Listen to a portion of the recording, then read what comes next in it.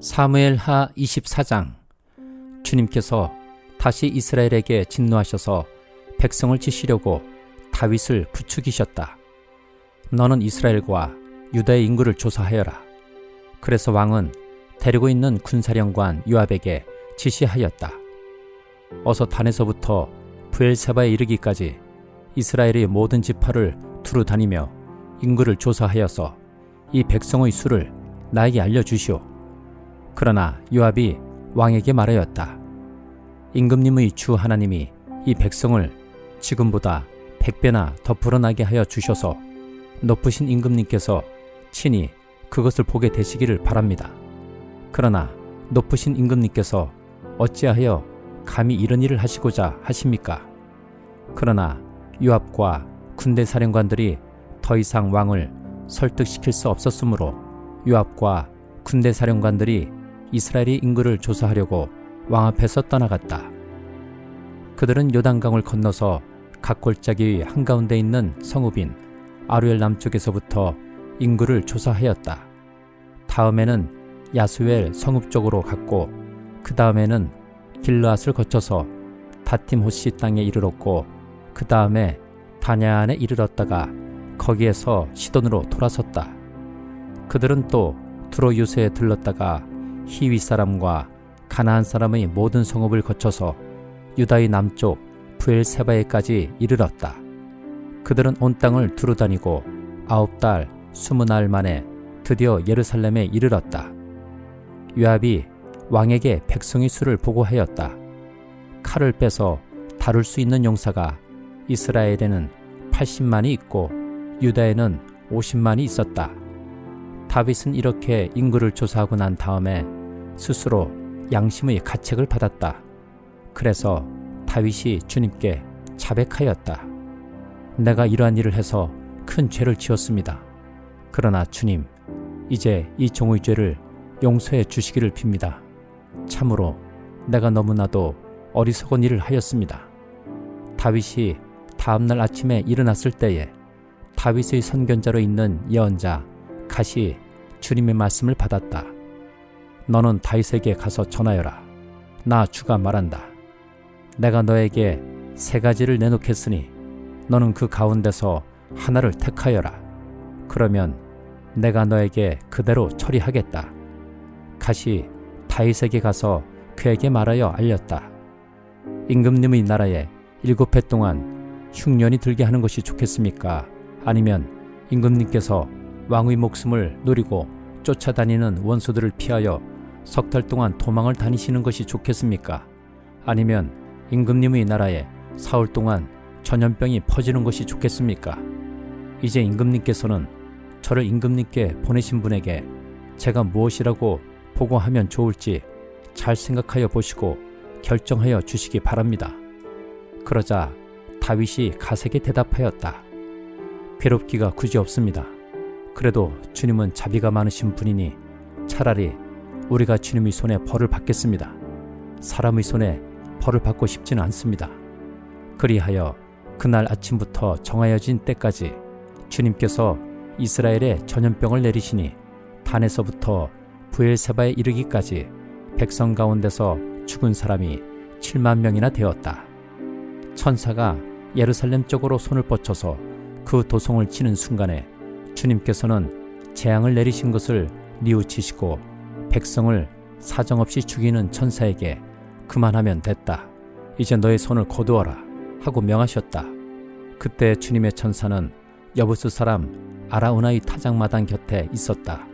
그때 다윗이 백성을 쳐 죽이는 천사를 보고 주님께 아뢰었다. 바로 내가 죄를 지은 사람입니다. 바로 내가 이런 악을 저지른 사람입니다. 백성은 양떼일 뿐입니다. 그들에게는 아무런 잘못도 없습니다. 나와 내 아버지의 집안을 쳐 주십시오. 그날 갓이 다윗에게 와서 말하였다. 여부스 사람 아라우나의 타작마당으로 올라가셔서 거기에서 주님께 제단을 쌓으십시오. 다윗은 갓이 전하여준 주님의 명령에 따라서 그곳으로 올라갔다. 마침 아라우나가 내다보고 있다가 왕과 신하들이 자기에게로 올라오는 것을 보았다. 아라우나는 곧 왕의 앞으로 나아가서 얼굴이 땅에 닿도록 절을 하였다. 그런 다음에 물었다. 어찌하여 높으신 임금님께서 이 종에게 오십니까? 다윗이 대답하였다. 그대에게서 이 타작마당을 사서 주님께 제단을 쌓아서 백성에게 내리는 재앙을 그치게 하려고 하오. 아라우나가 다윗에게 말하였다. 높으신 임금님께서는 무엇이든지 좋게 여기시는 대로 골라다가 제물로 바치시기 바랍니다. 보십시오. 여기에 번제로 드릴 소도 있고 땔감으로는 타작기의 판자와 소의 멍에가 있습니다. 임금님, 아라우나가 이 모든 것을 임금님께 바칩니다.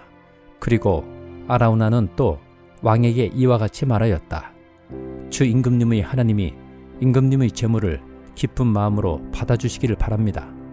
그러나 왕은 아라우나에게 말하였다. 그렇게 해서는 안 되오. 내가 꼭 값을 지불하고서 사겠소. 내가 거저 얻은 것으로 주 나의 하나님께 번제를 드리지는 않겠소. 그래서 다윗은 은 53개를 주고 그 타작마당과 소를 샀다.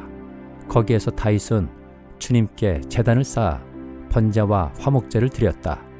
다윗이 땅을 돌보아 달라고 주님께 비니 주님께서 그의 기도를 들어주셔서 이스라엘에 내리던 재앙이 그쳤다. 갈라디아서 4장. 내가 또 말합니다. 유업을 이을 사람은 모든 것의 주인이지만 어릴 때에는 종과 다름이 없고 아버지가 정해놓은 그때까지는 보호자와 관리인의 지배 아래에 있습니다. 이와 같이 우리도 어릴 때에는 세상의 유치한 교훈 아래에서 종노릇을 하였습니다. 그러나 기한이 찼을 때에 하나님께서는 자기 아들을 보내셔서 여자에게서 나게 하시고 또한 율법 아래에 놓이게 하셨습니다. 그것은 율법 아래에 있는 사람들을 속량하시고 우리로 하여금 자녀의 자격을 얻게 하시려는 것이었습니다.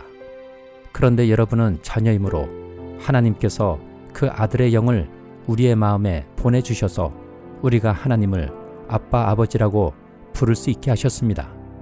그러므로 여러분 각 사람은 이제 종이 아니라 자녀입니다. 자녀이면 하나님께서 세워주신 상속자이기도 합니다. 그런데 전에는 여러분이 하나님을 알지 못해서 본디 하나님이 아닌 것들에게 종노릇을 하였지만 지금은 여러분이 하나님을 알 뿐만 아니라 하나님께서 여러분을 알아주셨습니다. 그런데 어찌하여 그 무력하고 천하고 유치한 교훈으로 되돌아가서 또다시 그것들에게 종노릇하려고 합니까? 여러분이 날과 달과 계절과 해를 지키고 있으니 내가 여러분을 위하여 수고한 것이 헛될까 염려됩니다.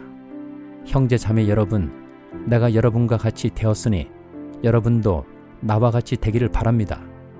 여러분이 내게 해를 입힌 일은 없습니다. 그리고 여러분이 아시는 바와 같이 내가 여러분에게 처음으로 복음을 전하게 된 것은 내 육체가 병든 것이 그 계기가 되었습니다. 그리고 내 몸에는 여러분에게 시험이 될 만한 것이 있는데도 여러분은 나를 멸시하지도 않고 외면하지도 않았습니다. 여러분은 나를 하나님의 천사와 같이 그리스도 예수와 같이 영접해 주었습니다. 그런데 여러분의 그 감격이 지금은 어디에 있습니까? 나는 여러분에게 증언합니다. 여러분은 할 수만 있었다면 여러분의 눈이라도 떼어서 내게 주었을 것입니다. 그런데 내가 여러분에게 진실을 말하기 때문에 여러분의 원수가 되었습니까? 위에서 내가 말한 사람들이 여러분에게 열심을 내는 것은 좋은 뜻으로 하는 것이 아니라 여러분을 내게서 떼어 놓아서 여러분으로 하여금 자기네들을 열심히 따르게 하려고 하는 것입니다. 그런데 그들이 좋은 뜻으로 여러분에게 열심을 낸다면 그것은 내가 여러분과 함께 있을 때뿐만 아니라 언제든지 좋은 일입니다. 나의 자녀 여러분, 나는 여러분 속에 그리스도의 형상이 이루어지기까지 다시 해산의 고통을 겪습니다. 이제라도 내가 여러분을 만나 어조를 부드럽게 바꾸어서 말할 수 있으면 좋겠습니다. 나는 여러분의 일을 어떻게 하면 좋을지 당황하고 있습니다. 율법 아래에 있기를 바라는 사람들이여 나에게 말해보시오. 여러분은 율법이 말하는 것을 듣지 못합니까? 아브라함에게 두 아들이 있었는데 한 사람은 여종에게서 태어나고 한 사람은 종이 아닌 본처에게서 태어났다고 기록되어 있습니다.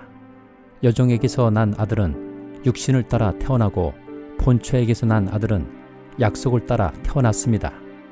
이것은 비유로 표현한 것입니다. 그 두 여자는 두 가지 언약을 가리킵니다.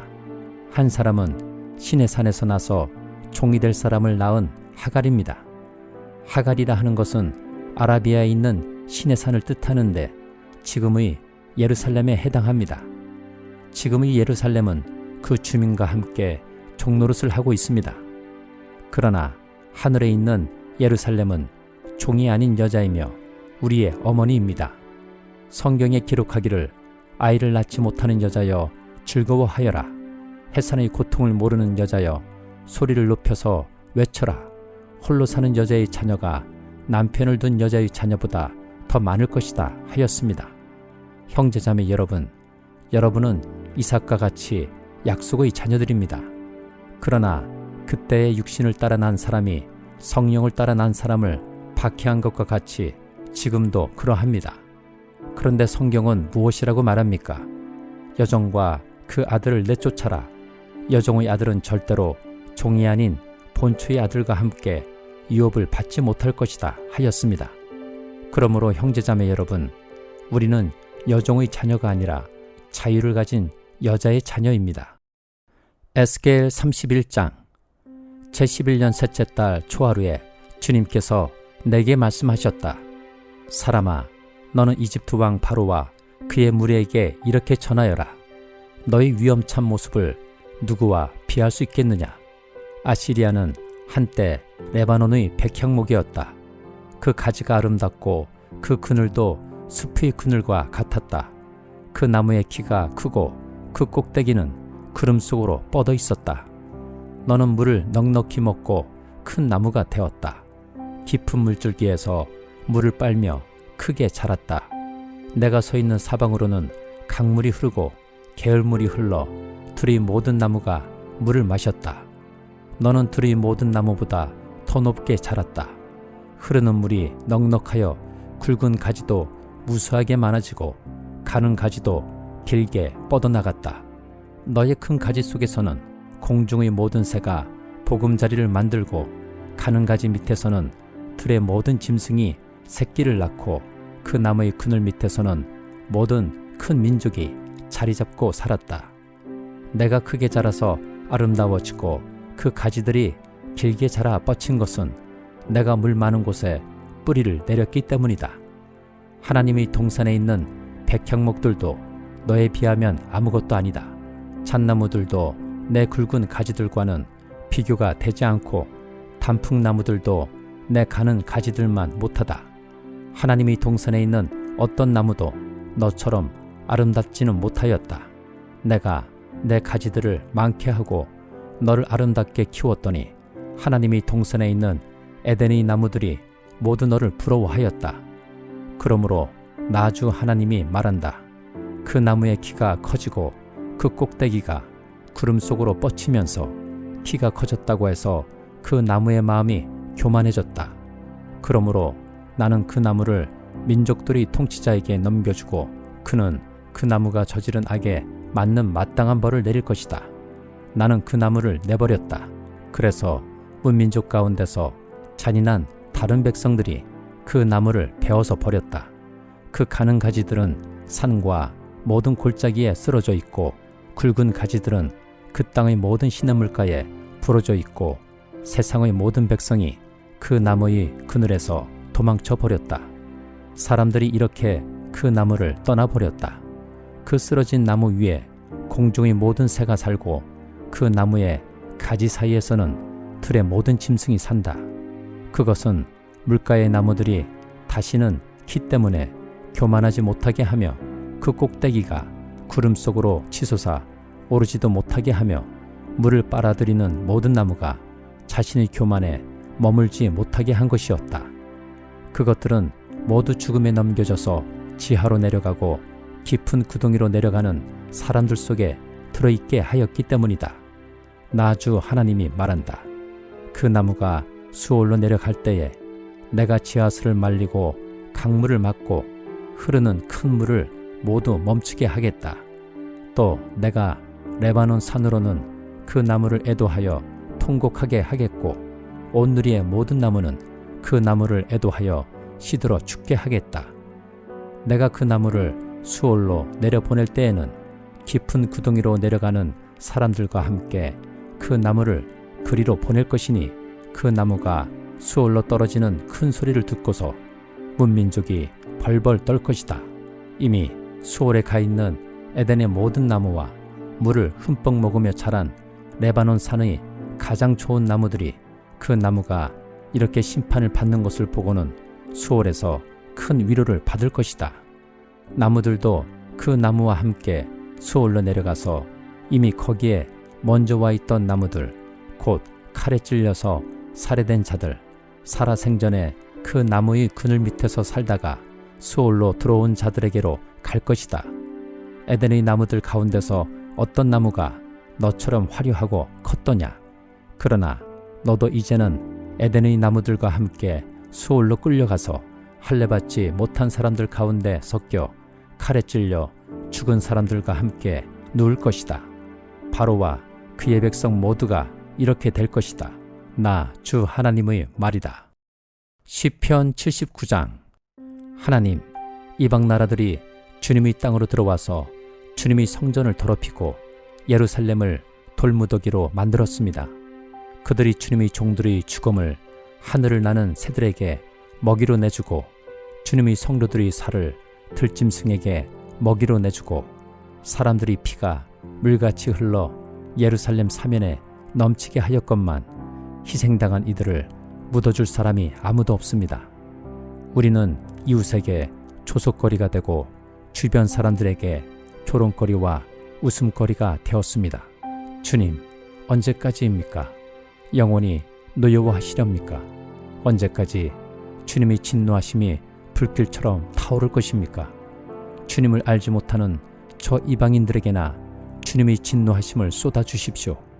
주님의 이름을 부르지 않는 저 나라들 위에 쏟아부어 주십시오.